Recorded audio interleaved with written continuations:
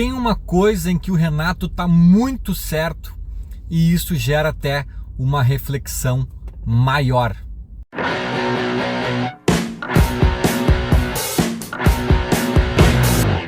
Começando mais um vídeo com a força e o apoio da Esportes da Sorte. Aposte em quem aposta no Grêmio, o link tá na descrição do vídeo.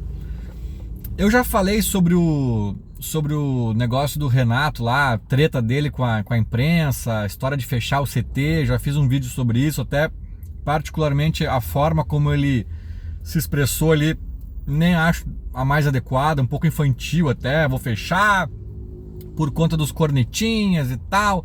Eu acho que tudo bem ele criticar, quem critica, né, é do jogo, mas atrelar isso a uma decisão maior do clube, da forma como ele fez, que eu nem sei se é verdadeira também, né, a forma, eu acho que talvez ele tenha conversado com a diretoria antes, é uma decisão um pouco mais madura, que ele parece que estava decidindo ali na coletiva de uma forma meio infantil até, né, não brinco mais, sabe, uma coisa meio nesse sentido. Já fiz minhas críticas não sobre a decisão de fechar o CT, porque eu já falei também que isso é normal, o Renato até repetiu isso tem gente que me manda mensagem dizendo, o Renato tá vendo teus vídeos. Não, é apenas coincidência, porque eu falo de algumas coisas bem óbvias, na verdade, e o Renato também repete algumas delas. E foi o que eu disse, fecha um treino na Europa, no Brasil, outros clubes, em vários momentos distintos. Então não é uma novidade do Renato fechar treino, né? E eu falei disso, o problema em si não é fechar, nem acho errado. Mas a forma foi daquele jeito, já falei, já critiquei, já pontuei. Entretanto, nessa última coletiva pós-jogo do Brasil de Pelotas ali, o Renato fala uma coisa que é muito verdade e que é uma tecla que em outros episódios, por conta de outros assuntos, eu já venho batendo há bastante tempo, que é a tecla do beneficiar ou prejudicar o clube. É uma discussão que eu já tive com jornalistas, inclusive. Tem um vídeo aqui no meu canal, na época da pandemia ali, eu fiz vários vídeos remotamente, assim, né? Entrevistei pessoas, uns vídeos aleatórios, tem umas coisas nada a ver ali no meio. É uma playlist que eu ainda por acaso deixo ali no ar, eu acho que tá no ar ainda. E tem um vídeo que eu entrevistei o JB Filho, e acho que o tema é justamente esse, né? A questão do jornalismo, da ética, até onde avançar, até onde recuar. E, ao menos à época, né, o JB era totalmente favorável a um jornalismo total. No sentido de, tem uma notícia... agora não sei se eu estou cometendo até uma injustiça, se era o JB mesmo ou não, porque eu já tive essa discussão com outros jornalistas. Mas assim, tenho a notícia na mão, tenho que dar a informação. Doa a quem doer, custe o que custar. E eu não sou a favor disso, cara. Eu acho isso medieval. Eu não sei se os jornalistas aprendem isso na faculdade ou se é da cabeça de cada um. Mas de qualquer forma eu discordo, né? Eu fiz faculdade de publicidade e propaganda. Eu acho que, inclusive, o início é bem parecido, né? Até dá para fazer juntos ali. É comunicação social, né? E tem muita coisa subjetiva, muita coisa que é opinião de quem está ensinando. Eu tive, inclusive, cadeiras que contradiziam outras, sabe? A cadeira de gestão de negócios, aí tinha uma outra cadeira mais de criatividade, aí cada uma ia para um ponto que eu achava até meio... Então assim, cara, tem muita coisa na faculdade, nessas áreas, principalmente de humanas, talvez, que dá para questionar. E o jornalismo, uma coisa que me incomoda, cara, é que tem muita coisa que eles não abrem para debate. Vamos falar sobre isso? Não. É assim, tu não é jornalista, tu não sabe, porque não sei por quê, cara, porque eu não fiquei lá sentado numa cadeira ouvindo alguém cagar uma regra. Deixa eu cagar a minha regra aqui então, né? E eu discordo dessa, que eu repito, eu não sei se é uma premissa da faculdade ou de algum livro, de algum teórico, ou se é da cabeça dos jornalistas, mas a notícia caiu na tua mão, tu tem que dar. Eu não acho. Eu acredito em responsabilidade. E quanto maior o teu canhão, quanto maior o teu alcance, maior a tua responsabilidade, né? Então tem que sim medir algumas coisas. Tem notícias que podem gerar um caos, pode gerar mortes, pode gerar, sabe? Tem que saber como dar, talvez, se vai dar, se não vai. Um exemplo clássico disso, suicídios, né? Tem uma convenção meio, né, um acordo meio geral, assim, de não se divulgar esse tipo de coisa, porque pode incentivar pessoas a se suicidarem, né? Então, ó, já tem uma brecha na lei do jornalismo que não é bem assim, né? E outro exemplo que eu gosto de dar, que é tipo assim, tem um banco sendo assaltado, bandidos com reféns, bandidos armados com reféns, a polícia tá cercando o local, mas tá com dificuldade de entrar, ou de negociar, ou de, né, tirar os reféns, e de repente um jornalista cai na mão do jornalista o plano da polícia para adentrar o recinto e render os bandidos. Ah não, caiu na minha mão, eu tenho que divulgar. Vai lá então, divulga no teu Twitter, os bandidos vão agradecer muito, né, o teu serviço prestado para eles, porque aí deixa de ser um serviço prestado à comunidade, à sociedade, ao povo, e passa a causar um mal maior, né? A população não tem necessidade de saber qual é o plano da polícia. Depois que a polícia executar, aí beleza, vamos entender o que é que a polícia fez, sabe? Mas tudo tem seu timing, sua pertinência, sua adequação, né? E tem contextos. É óbvio que eu dei 2 exemplos aqui bem graves, bem impactantes, né? Do suicídio e de um assalto a banco, né? Reféns e tudo mais.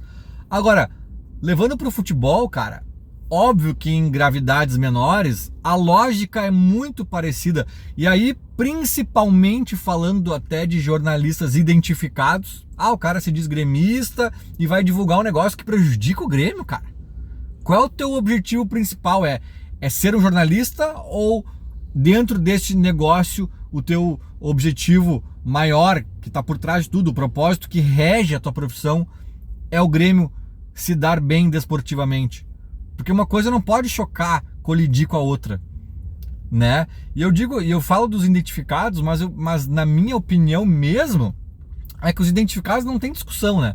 Mas na minha opinião mesmo, assim, real, cara, os jornalistas gaúchos, mesmo os que se dizem isentos, né, também deveriam se preocupar com isso, porque afinal de contas eles vivem graças ao Grêmio e ao Inter, eles vivem em torno de, para e graças à dupla Grenal, né? Então, se fechar as portas de Grêmio e Inter, eles vão ficar desempregados. Se os clubes estiverem prosperando e jogando grandes competições, eles vão estar também envolvidos de uma forma mais interessante no trabalho deles. Então, deveria servir para todos, né, cara?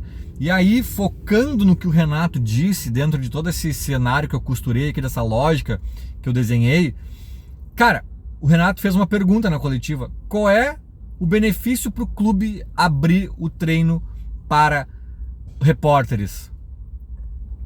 É uma boa pergunta. E quem fala aqui é alguém que preza, e quem me conhece, quem acompanha o canal, acompanha minhas redes sociais, sabe que eu prezo demais pela transparência do clube, né, do Grêmio, principalmente, né, de quem eu falo. Por vários motivos, porque eu acho que o clube tem uma responsabilidade também, ele tem que prestar uma satisfação aos sócios, dependendo do assunto, até a sociedade, a comunidade, né? Questões administrativas, questões financeiras, questões éticas, questões de várias searas, de várias áreas, né? E óbvio que dentro de cada uma dessas também, cada caso é um caso, tem que ser analisado, não é transparência total, vamos dizer tudo que a gente está fazendo, pensando e armando, não é isso. Mas em muitos casos eu acho que uma transparência é necessária e até benéfica ao clube, né? Evita ruídos, evita mal entendido. Então eu defendo muito essa transparência em vários pontos, mas na área desportiva, ou melhor, dentro da pasta futebol, eu acho que as coisas funcionam de uma forma um pouco diferente, cara. Um pouco diferente, né? Tu vai alertar os gansos dos testes que o Renato tá fazendo no time. Pra quê? Ah, porque o torcedor gremista merece saber. Cara, aí eu já acho que a lógica, e tem um exemplo muito mais fácil de entender o que eu tô dizendo, a lógica é parecida com contratações. Tem negociações que complicam ou até desandam completamente porque foi vazado. Aí entra outro time no leilão, aí o clube que estava envolvido já fica brabinho e desiste, aí o empresário não sei o que, né? Então assim, cara, eu como torcedor do Grêmio não quero saber de antemão que o Grêmio está negociando com o jogador fulano de tal, se isso puder acarretar na dificuldade da negociação aumentar, né? Se isso for distanciar o jogador do Grêmio, eu prefiro não saber. Vocês preferem que o Soares tenha sido anunciado ali dia 31 de dezembro, ou vocês preferiam ter sabido disso lá em setembro já? Nem dava, né? Porque a gestão nem tinha assumido, não tinha nada concreto. Mas só hipoteticamente falando, vocês preferiam ter sabido disso em setembro, supondo que a negociação tivesse começado por lá, ou não, só em dezembro ficasse sabendo, e só que daí ele teria vindo de fato, ao passo que se a gente soubesse das negociações em setembro, elas teriam minguado. Eu preferia saber só em dezembro e ele ter vindo, né? É o óbvio, cara, é o óbvio. Ou às vezes até o atleta vem, mas daí rola um leilão, aí o valor aumenta, aí acaba prejudicando o clube de uma forma ou de outra. E os treinamentos, cara, é muito parecido. Eu não preciso ficar sabendo em tempo real, todo dia, como é que tá a questão física do Jeromel. Eu preciso saber, eu preciso ver o Jeromel num Grenal anulando o jogador do Inter, o atacante do Inter. É isso que eu preciso, é isso que eu quero como torcedor. Agora, se eu ficar sabendo da questão física do Jeromel, o Kudê também vai ficar sabendo. E aí ele pode armar um esquema no Grenal baseado nessa informação. E aí o Jeromel pode se dar mal no Grenal, o Grêmio pode se dar mal no Grenal, e eu, enquanto gremista, posso me dar mal no Grenal. Então é melhor eu, enquanto gremista, não saber. Se vai prejudicar o clube de alguma forma, ou beneficiar adversários, que dá na mesma, eu prefiro não saber. E eu tenho certeza de que o torcedor do Grêmio, ou até de qualquer clube, né, mas falando aqui do Grêmio, sabedor de que saber de algumas coisas pode prejudicar o clube, não só vai entender que é melhor não saber daquilo, como vai fazer questão de não saber daquilo. Sabe? Treino fechado. Cara, ninguém vai reclamar. Porque se for aberto, o adversário vai saber. Eu lembro que na década de 90 era muito comum, o Filipão fazia muito isso, outros treinadores também, de rolar um migué na semana Grenal. Já teve jogador engessado que apareceu no Olímpico ou no Beira-Rio, com a perna engessada na semana Grenal. Aí pensaram, esse aí não joga. E aí era fake o gesso, né? E aí o cara acabou jogando. Não lembro se foi, acho que foi o cara, não sei se foi do Grêmio, do Filipão, isso aí, cara. Eu tenho quase certeza, mas eu posso estar confundindo. E aí alguém vai dizer, algum gremista dirá, esse Filipão é um sacana, me enganou. Eu achei que o fulano tava machucado e quando eu vi o Grenal ele jogou. Algum gremista vai pensar assim, cara? Não! Eu vou pensar, gênio, enganou o Inter. Eu também me enganei naquele momento? Sim, mas por um bem maior, por uma causa maior, né? Então é a mesma coisa, cara. É a mesma coisa. É claro que o Renato vai rever isso, daqui a pouco os repórteres vão estar de volta, mas eu ainda acho que, os repórteres têm que estar no treino cobrindo um feijão com arroz, um beabá, um rachão, um treino físico, uma questão física, sei lá. Agora, questões que o clube pode trabalhar mais tranquilo, fechado, né, no sigilo, cara, que bom pro clube, né? Então, eu tô extrapolando aqui um pouco essa questão do Renato com os repórteres, de fechar o CT ou não. Eu acho que vale pra muita coisa, cara. Vale pra muita coisa, sabe? Tem notícias que podem pipocar aí na véspera de uma decisão importante do Grêmio. Cara, se tu é um jornalista, sobretudo identificado com o Grêmio, segura, sabe? Não é dar a notícia custe o que custar, doa a quem doer. Eu não acho que isso se aplica nem ao jornalismo como um todo, né? Dei aqui até alguns exemplos bem específicos.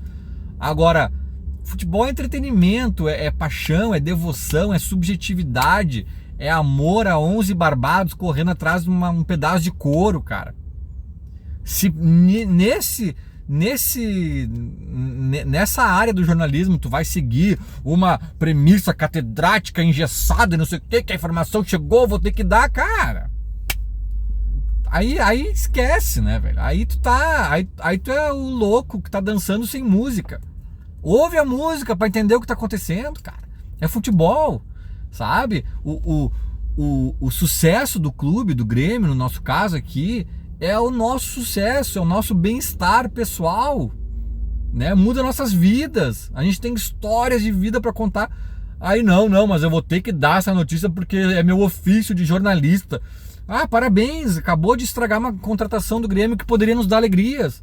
Acabou de estragar uma estratégia do Renato que poderia dar certo no próximo jogo, sabe? Então eu acho sim que a transparência tem que se dar em vários aspectos, mas na questão do futebol, na questão desportiva, tática e afins, eu concordo com o Renato. É uma pergunta no mínimo pertinente, né? Eu não vejo muito benefício ao clube abrir tudo ali de treino e etc.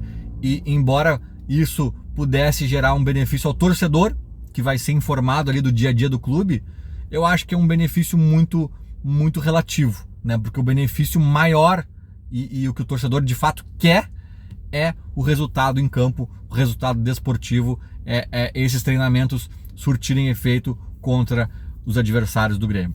Enfim, é um papo que eu gosto muito, que já toquei várias vezes no assunto, dá para extrapolar muito mais, tem questão ética, nuances, aspectos e filosóficos e etc. Mas essa é mais ou menos a minha opinião e eu acho que faz sentido ali o questionamento do Renato na última coletiva. Feito! Era mais ou menos isso. Falou, abraço!